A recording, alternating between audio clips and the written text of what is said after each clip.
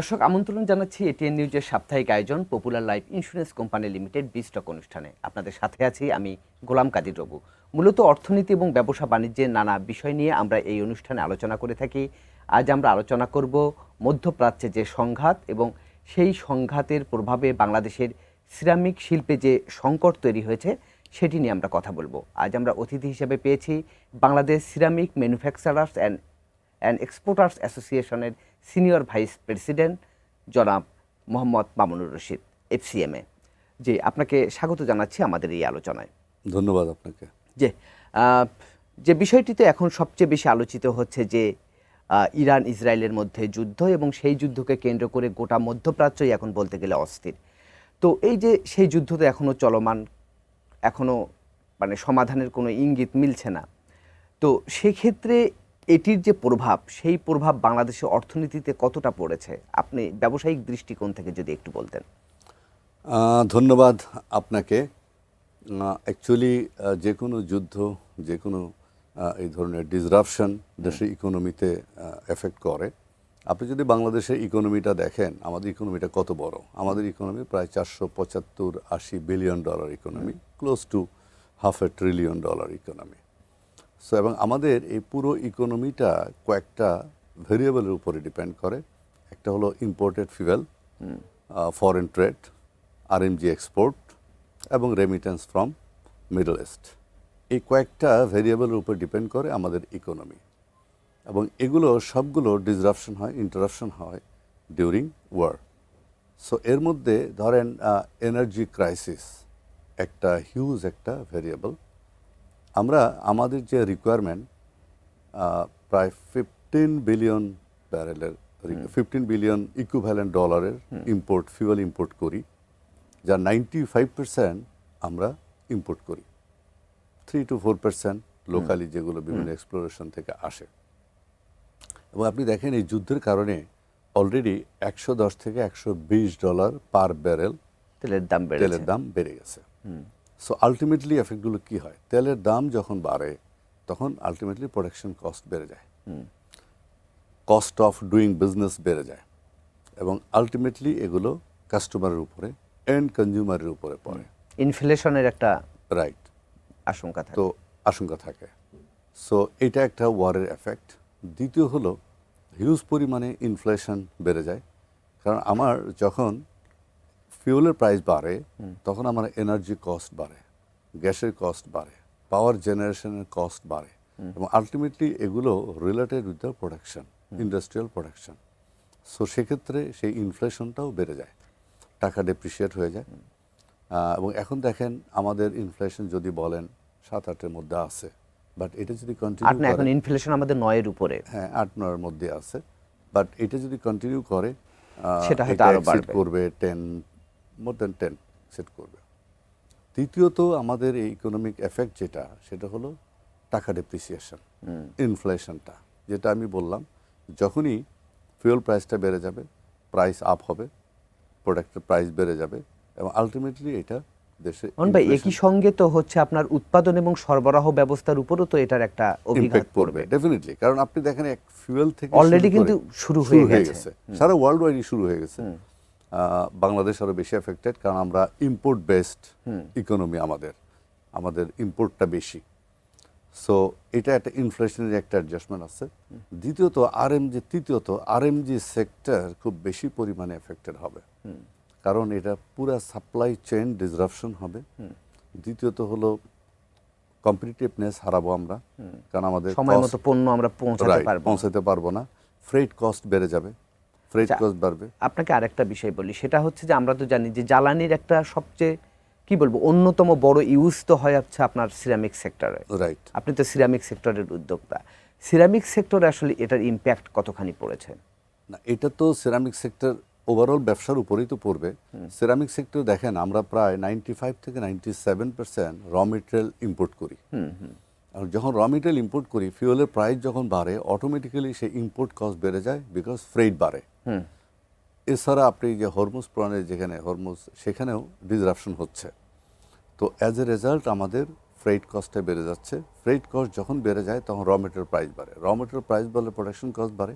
এবং আমাদের ceramic sector mainly চায়নার সাথে আমরা কম্পিট করি, সেখানে আমাদের কম্পিটিটিভনেসটা হারাচ্ছে। আচ্ছা। তো আমি এর আগে যেটা বললাম 3টা কারণ, চতুর্থ কারণ হলো এই যে ইকোনমিক এফেক্ট এই ওয়ারের, সেটা হলো যে আমাদের ফরেন রেমিটেন্স। আপনি দেখেন এই মিডল ইস্টে এই ওয়ারটা থাকার কারণে এই যে আজকে দেখলাম নিউজে কাতার থেকে প্রায় 400 যাত্রী চলে আসছে। এই অস্থিরতার মধ্যে কিন্তু কেউ রেমিটেন্সে চাইবে তো না, একটা বড় আঘাত Right. পড়বে। অস্থিরতার মধ্যে কেউ চাইবে না যে এই মধ্যপ্রাচ্যে যুদ্ধ চলাকালীন সময়ে তাদের আত্মীয় স্বজন, ছেলে মেয়ে, ভাই বোন, রেমিটেন্সের প্রসঙ্গ যখন আসলো তখন আমরা কি দেখি যে ঈদের সময় কিন্তু হিউজ পরিমাণ রেমিটেন্স আসে, Right. কিন্তু এবারের যে ঘটনাটা সেটা তো ঈদের মানে সম্পূর্ণ রমজানের ব্যতিক্রম, ব্যতিক্রম। সম্পূর্ণ এক্সেপশনাল। এটা বিকজ অফ দিস ওয়ার, এটা ওয়ারের একটা এফেক্ট। তারপর দেখেন আমাদের ফরেন কারেন্সি রিজার্ভের উপরে কিন্তু একটা চাপ পড়বে। এখন আলহামদুলিল্লাহ আমাদের ফরেন কারেন্সি রিজার্ভ প্রায় $33 বিলিয়ন মতো। এটার উপরে একটা চাপ পড়বে। কেন চাপ পড়বে? ফিউল প্রাইস যখন বাড়বে তখন আমাকে ইম্পোর্ট করতে হলে বেশি ডলার খরচ করতে হবে। সো এটাতে একটা এফেক্ট পড়বে। আর আরেকটা যেটা আপনি নিজেই বললেন যে এই রেমিটেন্সের প্রবাহ কমে যাচ্ছে। এই রেমিটেন্স প্রবাহ যখন কমে যাবে মধ্যপ্রাচ্য থেকে, এবং আমাদের ইকোনমি, আমি শুরুতেই বলেছি যে এই 3-4টা ভেরিয়েবলের উপরই, একটা রেমিটেন্স, আর যে এক্সপোর্ট, ফরেন ট্রেড এবং এই যে ইম্পোর্ট ফুয়েল, এগুলোর মধ্যেই কিন্তু অমন ভাই, যে কথাটা আপনি বলছিলেন যে সিরামিকের যে আলোচনায় আমরা গিয়েছিলাম, সেটি হচ্ছে যে আপনি বলছেন যে যেহেতু উৎপাদন খরচটা বাড়বে, সেক্ষেত্রে কি ভবিষ্যতে দেখা যাচ্ছে যে এটার প্রভাবে সিরামিকের দাম কি বাড়ানো হতে পারে কিনা, বা সেই রকমের আশঙ্কা থাকবে কিনা? আপনি যেহেতু সুন্দর উৎপাদন কথা খরচ বলেছেন। যেহেতু রাইট, এক্স্যাক্টলি। আমরা তারপর production ডলারের দামও কিন্তু বেড়ে গেছে। বেড়ে যাচ্ছে, টাকা ডেপ্রিসিয়েট হচ্ছে। আমরা অ্যাকচুয়ালি সিরামিক্সের যে কস্ট, সেই কস্ট অনুযায়ী যদি বাড়ে, সেটা কিন্তু কাস্টমারকে চাপিয়ে দিতে পারি না। এক সময় সিরামিক্স ছিল, এই টাইলস ইন্ডাস্ট্রিটা ছিল একটা লাক্সারি আইটেম। সো এই লাক্সারি আইটেম থাকাতে শুধু একটা ক্লাস ব্যবহার করতো, তারা হয়তো প্রাইসের দিকে অতটা তাকাতো না। কিন্তু আজকে যদি দেখেন হাইজেনিক পার্সপেক্টিভে, গ্রামে গঞ্জে, মফস্বলে, শহরে, সব জায়গায় কিন্তু টাইলস ব্যাপক আকারে ব্যবহার হচ্ছে, এবং এটা স্বাস্থ্যসম্মত। তো এই ব্যবহারের ফলে আপনি যখন একটা লোয়ার ক্লাস পর্যন্ত রিচ করবেন, তারা কিন্তু এটা অ্যাফোর্ড করতে পারবে না। আপনি ডলারের কারণে প্রাইস বাড়লো, র মেটেরিয়ালের কারণে প্রাইস বাড়লো, এটা আপনি কাস্টমারকে কিন্তু পাস অন করতে পারবেন না, যেটা অন্যান্য কমোডিটি এসেনশিয়াল আইটেম যেটা করা যায়। তারপরে ইউজটাও কমে যাবে, ইউজটা কমে যাবে, ব্যবসা ইন্টারাপশন হবে, ব্যবসার সম্প্রসারণে বাধা সৃষ্টি হবে, এবং পরবর্তীতে দেখা যাবে যে কর্মসংস্থানের ক্ষেত্রেও এটার একটা ইমপ্যাক্ট পড়তে পারে। সিরামিক সেক্টরে দেখেন আমাদের প্রায় 8,000 কোটি টাকার মতো ইনভেস্টমেন্ট, এবং এখানে প্রায় 7 থেকে 8 লক্ষ ডাইরেক্ট এমপ্লয়মেন্ট আছে, 70 থেকে 72টা ইন্ডাস্ট্রি। এই যে 8,000 কোটি টাকার ইনভেস্টমেন্ট, এবং গভর্নমেন্টকে হিউজ পরিমাণের একটা ডিউটি এবং ট্যাক্স কিন্তু এই সেক্টর থেকে পেমেন্ট করা হয়।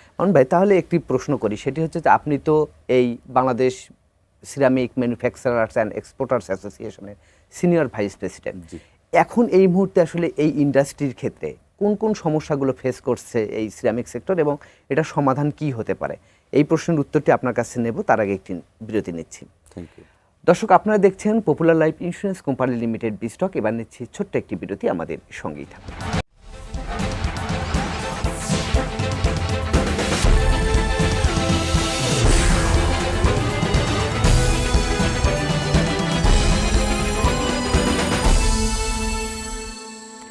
দর্শক, বিরতির পর আমরা আবারও ফিরে এলাম popular life insurance company limited বিস্টক অনুষ্ঠানে। আজ আমরা আলোচনা করছি মধ্যপ্রাচ্য সংঘাতে বাংলাদেশের সিরামিক শিল্পের উপর যে ইম্প্যাক্ট পড়েছে সেটি নিয়ে। অতিথি হিসাবে আছেন Bangladesh ceramic manufacturers and exporters অ্যাসোসিয়েশনের সিনিয়র ভাইস প্রেসিডেন্ট এবং যিনি মোনালিসা সিরামিক্সের ডিরেক্টর জনাব মামুনুর রশিদ। যে আপনাকে আরেকবার স্বাগত জানাচ্ছি আমাদের আলোচনায়। ধন্যবাদ। বিরতির আগে আপনার কাছে আমি একটি প্রশ্ন করেছিলাম, এই মুহূর্তে আসলে এই সিরামিক শিল্পের সংকটের জায়গাগুলোর আসলে কি, এবং সেটা সমাধান আসলে কিভাবে হতে পারে? আমি আগেই বলেছি যে ইরান যে যুদ্ধে, এই যুদ্ধে হোল বিজনেস কমিউনিটি আর এফেক্টেড। সেক্ষেত্রে সিরামিক্স ইন্ডাস্ট্রি কিন্তু এর বাহিরে না। যেমন আমি বলেছি যে ফিউয়েল প্রাইস বা ফিউয়েল ক্রাইসিস, এটাও কিন্তু আমাদের এই ইন্ডাস্ট্রিকে এফেক্ট করে। সেটা তো আপনি বললেন, আমি ভ্যাট ট্যাক্সের কোনো ঝামেলা আছে কিনা। রাইট, এই ইন্ডাস্ট্রিটা সম্পূর্ণ গ্যাস নির্ভর।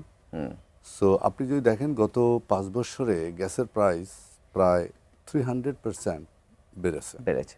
So as a result production cost বেড়ে গেছে, বাট আমরা কিন্তু এটা কাস্টমারকে পাস অন করতে পারিনি। দ্বিতীয়ত যে ঝামেলাটা হলো, যেটা আপনি পয়েন্ট আউট করেছেন, সেটা হলো ট্যাক্স ভ্যাটের ইস্যু। এই ডিউটি অ্যান্ড ট্যাক্স এখানে সেলস লেভেলে, আউটপুট লেভেলে সাপ্লিমেন্টারি ডিউটি ইম্পোজ করা হয়েছে, বাট আমরা জানি যে supplementary duty only applicable for luxury item. এখন টাইলস কোনো লাক্সারি আইটেম না, এটা এখন গ্রামে গঞ্জে মফস্বলে শহরে বন্দরে সব জায়গায় ইউজ হচ্ছে হাইজেনিক পয়েন্ট অফ ভিউতে। এটা স্বাস্থ্যসম্মত। নিম্নবিত্ত, মধ্যবিত্ত, উচ্চবিত্ত সবাই আমরা যার যার ক্লাস অনুযায়ী সেই ক্লাসের টাইলস ব্যবহার করি। তো এখানে 15% একটা সাপ্লিমেন্টারি ডিউটি সেলস লেভেলে আমাদেরকে দিতে হয়, plus 15% VAT. On top of that import লেভেলে আমরা প্রায় 26 থেকে 27% বিভিন্ন লেভেলে কাস্টম ডিউটি, আইটি, এটি, ভ্যাট এগুলো দিয়ে আসি।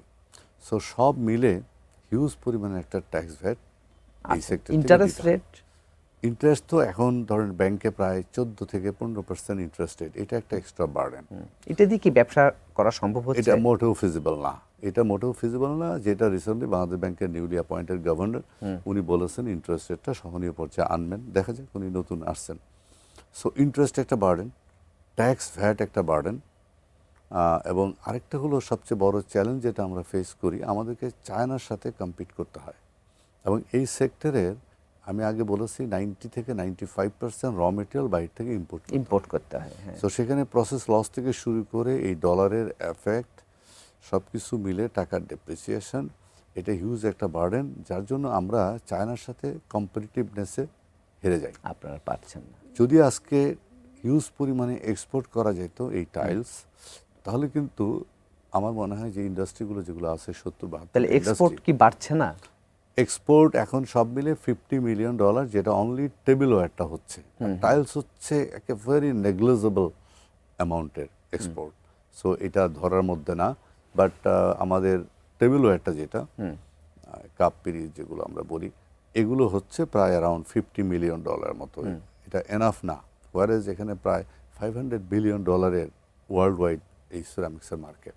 কিন্তু আমরা চায়নার সাথে প্রাইস কম্পিটিশনে না পারাতে আমরা ওই এক্সপোর্টটাকে গ্র্যাব করতে, আমরা আমদানি নির্ভরতা আমরা কতটা কাটাতে পারলাম? র মেটেরিয়ালের ক্ষেত্রে আমদানি নির্ভরতা তো আমরা কাটাতে পারবো না, কারণ এখানে আমরা যে ক্লেগুলো ইউজ করি এগুলো special type of clay, China clay, Malaysian ball clay, Malaysia থেকে আনি, ইন্ডিয়া থেকে আনি, এটা বাংলাদেশে হয় না। সো বাংলাদেশে যেটা লোকাল টাইলসটা বিক্রি করি আমরা, যেটা ওয়াল টাইলস, সেক্ষেত্রে আমরা একটা certain percentage of local clay, Durgapur clay, Mymensingh clay বা চিটকা ক্লে, এটা ইউজ করতে পারি না। এমনিতে টাইলস ইম্পোর্ট হচ্ছে না? টাইলসের ইম্পোর্ট আগে খুব বেশি পরিমাণে হতো। আপনি আজকে থেকে 10 বছর পিছনে যদি যান, এক সময় প্রায় 80% ইম্পোর্ট হতো, 20% লোকালি প্রডিউস হতো। এখন ঠিক রিভার্স, এখন আমরা 80 থেকে 85% আমরা লোকালি প্রডিউস করি। আমরা স্বনির্ভর, এখানে স্বনির্ভর। আমাদের লোকাল ডিমান্ড আমরা 100% ফুলফিল করতে পারি, বাট ইম্পোর্ট এখন যে 10% লেভেলে হচ্ছে, এটা একটা আপার ক্লাস যাদের একটা ফ্যাসিনেশন থাকে যে বাইরে টাইলস ইউজ করবো, only they are using that tiles. আপনি বাংলাদেশ ব্যাংকের কথা টেনেছেন যে নতুন গভর্নর নিয়োগ পেয়েছেন, তো এখন তো নতুন গভর্নরের নিয়োগটা নিয়ে তো খুবই মানে কি বলবো, আলোচনা সমালোচনা এখনো চলছে, যেহেতু বাংলাদেশের ইতিহাসে বলতে গেলে এবারেই প্রথম ব্যবসায়ী থেকে গভর্নর হয়েছেন। তো পাশাপাশি আপনাকে আরেকটা প্রশ্ন করি, আপনি তো ICMAB-র প্রেসিডেন্ট ছিলেন, আপনি নিজেও একজন chartered accountant, cost and management, হ্যাঁ কস্ট ইয়ের, পাশাপাশি নতুন গভর্নরও তাই। তো সেক্ষেত্রে একজন আপনার কাছে একটু জানতে চাচ্ছি যে একজন হিসাববিদ যদি গভর্নর হন, এতে করে কেন এত সমালোচনা হচ্ছে? এটা কি হতে পারেন না, বা আপনি কিভাবে দেখেন? জি, অবশ্যই হতে পারে। প্রথম হলো যে একটা পারসেপশন গ্রো করেছে স্বাধীনতার পর থেকে যে গভর্নর হইতে হবে একজন ইকোনমিস্ট। বাট আপনি দেখেন বাংলাদেশে দুইটা প্রফেশনাল ইনস্টিটিউশন আছে, একটা institute of cost and management accountants of Bangladesh, যেটাকে আমি রিপ্রেজেন্ট করি এবং গভর্নর মহোদয় রিপ্রেজেন্ট করে, আরেকটা হলো institute of chartered accountants of Bangladesh. তো বাংলাদেশে যদি বলেন যে একজন সাকসেসফুল ফাইন্যান্স মিনিস্টার কে ছিলেন, সাইফুর রহমান, মরহুম সাইফুর রহমান সাহেব, হি ওয়াজ এ চার্টার্ড অ্যাকাউন্ট্যান্ট। সো উনি একজন প্রফেশনাল অ্যাকাউন্ট্যান্ট হয়ে যদি একজন সাকসেসফুল ফাইন্যান্স মিনিস্টার হতে পারে, তাহলে mister Mustakur Rahman newly appointed governor, উনি একজন প্রফেশনাল অ্যাকাউন্টেন্ট হিসেবে কেন একজন সাকসেসফুল গভর্নর হইতে পারবে না? আর যেভাবে উনাকে রিপ্রেজেন্ট করা হচ্ছে যে উনি একজন ব্যবসায়ী, উনি সোয়েটার ব্যবসায়ী, কিন্তু উনার এর বাইরে একটা পরিচয় আছে যে প্রফেশনাল অ্যাকাউন্টেন্ট। একজন প্রফেশনাল অ্যাকাউন্টেন্ট, একজন পেশাদার হিসাব বিজ্ঞানী, তাকে এমনভাবে তৈরি করা হয় সে ইকোনমিক্স বুঝবে, ম্যানেজমেন্ট বুঝবে, অ্যাডমিনিস্ট্রেশন বুঝবে, ফাইন্যান্সিয়াল প্ল্যানিং বুঝবে, ফাইন্যান্সিয়াল ম্যানেজমেন্ট বুঝবে, যেগুলো প্রত্যেকটাই বাংলাদেশ ব্যাংকের গভর্নরের দায়িত্ব পালনের জন্য এসেনশিয়াল এলিমেন্টস। এবং আমি মনে করি উনি অত্যন্ত একজন সজ্জন ব্যক্তিত্ব, স্বল্পভাষী, কথা কম বলেন, অ্যাকশনে যান, যেটা উনি শুরুতেই বলেছেন, কথা কম কাজ বেশি। এবং আমরা অ্যাসোসিয়েশন থেকে ওনার সাথে দেখা করেছি, ওনার যে মাইন্ডসেট, ওনার যে অ্যাটিটিউড, সব কিছু পজিটিভ পেয়েছি। সো এক্ষেত্রে আমার মনে হয় আমরা যে ইকোনমিস্টের বৃত্ত, সেখান থেকে একটু বেরিয়ে আসি, পজিটিভলি নেই, ওনাকে সুযোগ দেই।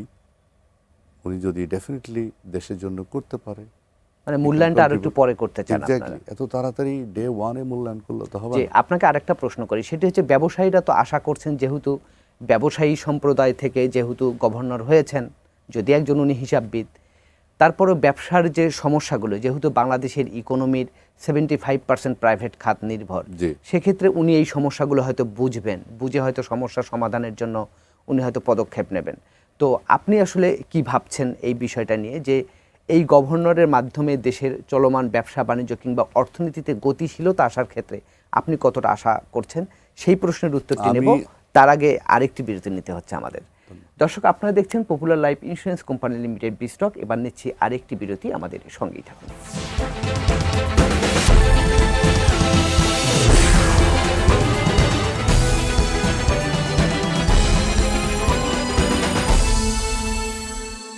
দর্শক, বিরতির পর আমরা আবারও ফিরে এলাম popular life insurance company limited বিস্টক আলোচনায়। আজ আমরা আলোচনা করছি মধ্যপ্রাচ্যের সংঘাতে সিরামিক শিল্পের যে সংকট, সেটি নিয়ে।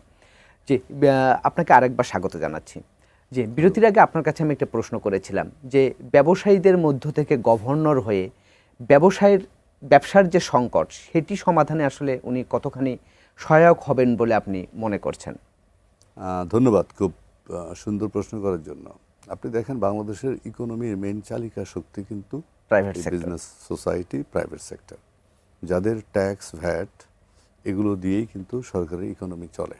যদিও ব্যবসায়ীদেরকে রেগুলেটর পয়েন্ট অফ ভিউ বলা হয় ট্যাক্স ফাঁকি দেয়া, চোর, এইটা ওইটা, ব্যাংকের টাকা লুটপাটকারী, দিস দ্যাট, কিন্তু দিনের শেষে এই ব্যবসায়ী কিন্তু দেশটার ইকোনমিকে চলমান রেখেছে। সো আমি যেটা মনে করি, নিউলি অ্যাপয়েন্টেড গভর্নর, উনি একজন professional accountant, at the same time একজন ব্যবসায়ী। জি। তো আমরা চাই একটা ব্যবসা বান্ধব ইকোনমি, কারণ ইকোনমিটা যদি ব্যবসা বান্ধব না হয় তাহলে কিন্তু সেই ইকোনমিক প্রোগ্রেস হবে না। সেক্ষেত্রে আমি মনে করি যে মুস্তাকুর রহমান সাহেব, উনি একজন প্রফেশনাল অ্যাকাউন্টেন্ট এবং ব্যবসায়ী, উনি ব্যবসা বান্ধব ইকোনমি বা ব্যবসা বান্ধব বাংলাদেশ ব্যাংকের যে পলিসিগুলো যদি ইমপ্লিমেন্ট করতে পারে, তাহলে এদেশের ব্যবসায়িক সমাজ উপকৃত হবে, ব্যবসা উপকৃত হবে, এবং সেক্ষেত্রে দেশের ইকোনমিটা আমার মনে হয় অনেক চাঙ্গা হবে। এবং এখন পর্যন্ত উনি যে সমস্ত ইনিশিয়েটিভ নিয়েছে, আমি সবগুলোকে পজিটিভভাবেই দেখি। উনি ইন্টারেস্ট রেট কমানোর কথা বলেছে, উনি বিভিন্ন ব্যাংকের কিছু ডিরেকশন দিয়েছে যাতে এই ব্যাংকগুলো ঠিকমতো বিভিন্ন এক্সপানশনে ফাইন্যান্স করে। তৃতীয়ত, উনি এসেই দেখেন গার্মেন্টস ইন্ডাস্ট্রিতে প্রতিবার ঈদের আগে একটা আন্দোলন হয় বেতন ভাতা পরিশোধের জন্য। বেতন ভাতা পরিশোধের জন্য উনি কিন্তু 80% পর্যন্ত ফেব্রুয়ারি মাসের যে স্যালারিটা সেটা দেওয়ার জন্য, এবং 1 বছর টেনিউরে যাতে শোধ করা যায়, এটা খুব একটা ইজি গোয়িং প্রসেসে উনি ব্যবসা। গার্মেন্টস মালিকরা কিন্তু খুশি, তারা খুশি, কারণ তারাও কিন্তু দিনের শেষে চায় যে শ্রমিক কর্মচারীদের বেতন দিতে, এবং তারা বলেছেন যে এবার বেতন ভাতা পরিশোধে সমস্যা হবে না, কোনো সমস্যা হবে না। দেখেন কোনো আন্দোলন নাই, সবাই ইনশাআল্লাহ পেয়ে যাবে। আলোচনা প্রায় শেষ করতে হবে। আমার শেষ প্রশ্ন আপনার কাছে, সেটি হচ্ছে যে আপনারা তো নিজেও গভর্নরের কাছে গিয়েছেন এই সিরামিক শিল্পের সমস্যা সংকট আপনারা তুলে ধরার জন্য। আপনারা কি কি সমস্যার কথা সেখানে তুলে ধরেছিলেন এবং সমাধানের ক্ষেত্রে আপনারা এটা ছিল একটা কার্টেসি ভিজিট। আচ্ছা। সো তারপরে উনি কিছু পরামর্শ আশা করেছেন যে আমাদের সিরামিক সেক্টর থেকে আমরা কি ধরনের এক্সপেক্ট করি ওনার কাছে। তো আমরা যেটা বলেছি যে দেশের ইকোনমি গত 1.5 বছর প্লাস তার আগের 2 বছর, প্রায় গত 3-4 বছর হলো কোনো ইনভেস্টমেন্ট নেই। তো আজকে যদি আপনি নতুন করে ইনভেস্টমেন্ট করেন, it will take minimum 3 to 4 years to go for operation. জি সো ইন দ্যাট কেস খুব শর্টকাট যদি আপনি যেতে চান, যে সমস্ত ইন্ডাস্ট্রিগুলো ওয়ার্কিং ক্যাপিটালের অভাবে, ব্যাংক ফাইন্যান্সের অভাবে বন্ধ হয়ে আছে, সেগুলোকে যদি আপনি ওয়ার্কিং ক্যাপিটাল ফাইন্যান্স করে চালু করতে পারেন, Right. তাহলে অ্যাটলিস্ট 3-4 বছর আপনাকে ওয়েট করতে হবে না, আপনি খুব শর্ট টাইমের মধ্যে একটা ভালো মোবিলাইজেশন পাবেন। সো এটা আমাদের একটা পরামর্শ ছিল ওনার প্রতি। দ্বিতীয়ত হলো যে শুধু গার্মেন্টস ইন্ডাস্ট্রিতে বেতন ভাতা না, আরও অনেকগুলো সেক্টর আছে লাইক সেরামিক সেক্টর, সেখানেও হিউজ এমপ্লয়মেন্ট আমাদের জেনারেট করতে হয়, হিউজ মানে অন্যান্য সেক্টরগুলোতে এরকম যাতে এই ধরনের সুবিধাগুলো দেয়, কারণ এটা তো ফ্রি না, এটা কোনো সাপোর্ট না, এটা জাস্ট একটা 1 ইয়ারের একটা সাময়িক support। সাময়িক সাপোর্ট, রাইট, সাময়িক সাপোর্ট। সো পরে তো এটাও এটা আমরা পরিশোধ ওনাকে বলেছি। আরেকটা ইন্টারেস্ট রেট কমানোর জন্য, ইন্টারেস্ট রেটটা কমালে যেটা ব্যবসা বান্ধব হবে, কারণ 14 to 15% ইন্টারেস্ট এটা ফিজিবল না ফর ডুইং বিজনেস। কিন্তু সেক্ষেত্রে কি কোনো আশ্বাস মিলেছে না, ইন্টারেস্ট রেট উনি কমানোর ক্ষেত্রে? বলছেন দেখবেন, আর উনি তো শুরুতেই বলছেন যে ইন্টারেস্ট রেটটা সিঙ্গেল ডিজিটে আনা যায় কিনা। হ্যাঁ, তো আর একটা হলো যে ক্যাপিটাল মার্কেটের মাধ্যমে কিভাবে ফান্ড ইনজেক্ট করা যায়, ক্যাপিটাল মার্কেটটাকেও চাঙ্গা করার ব্যাপারেও আমরা বলেছি যে ক্যাপিটাল মার্কেটটা মুখ থুবড়ে পড়ে গেছে, এটাকে যদি চাঙ্গা করা যায়, এর মাধ্যমে কিন্তু হিউজ ইনফ্লেশন আসবে। হ্যাঁ, শুধু ব্যাংকিং Capital চ্যানেল না, রাইট, ক্যাপিটাল মার্কেটের মাধ্যমে। আমরা আলোচনার প্রায় শেষ পর্যায়ে চলে এসেছি। সার্বিকভাবে আপনার আর কিছু বলার আছে কিনা দেশের অর্থনীতি, ব্যবসা বাণিজ্য সবকিছু মিলে এবং আপনার না, sector নিয়ে? সবকিছু মিলে যেহেতু অনেক দিন পর আমরা একটা নির্বাচিত ডেমোক্রেটিক সরকার এবং পেলাম। নির্বাচিত সরকার পেয়েছি, তো এখন পর্যন্ত সরকার যেভাবে চলছে, indication is very much positive, এবং এই সরকারে অনেক ব্যবসায়ী প্রতিনিধি আছে। আমরা চাই যে ব্যবসা বান্ধব রেগুলেটর, ব্যবসা বান্ধব সরকার হোক, ব্যবসার চাকা যদি ঘুরে দেশে ইকোনমি ভালো হবে, এবং দিনের শেষে যেটা আমি আগেও বলেছি যে ব্যবসায়ীরা এদেশের ইকোনমিকের মেইন চালিকা শক্তি, কারণ ট্যাক্স, ভ্যাট, ডিউটি সব ব্যবসায়ীরাই দেয়। তো আমার এক্সপেকটেশন থাকবে টু দ্য নিউ গভর্নমেন্ট, তাদের যতগুলো পলিসি, মনিটারি পলিসি থেকে শুরু করে সব পলিসি, রেগুলেটরি পলিসি যাতে ব্যবসা বান্ধব হয়, তাহলেই সরকারের রাজস্ব আদায় বেশি হবে এবং দেশের ইকোনমিতে, ডেভেলপমেন্টে এই টাকাগুলো খরচ করতে পারবে এবং দেশ এগিয়ে যাবে। এটা আমার প্রত্যাশা। জি, আমরাও সেটাই প্রত্যাশা করি। তো আমরা আলোচনার একেবারে শেষ পর্যায়ে চলে এসেছি। আপনাকে অসংখ্য ধন্যবাদ আমাদেরকে সময় দেওয়ার জন্য। আপনাকেও অসংখ্য ধন্যবাদ আমাকে আমন্ত্রণ জানানোর জন্য। জি, দর্শক, এই ছিল আজকের popular life insurance company limited বিস্টক। আগামীতে আবারও দেখা হবে অন্য কোনো বিষয় নিয়ে। সে পর্যন্ত ভালো থাকুন, সুস্থ থাকুন। এটিএন নিউজের সঙ্গে।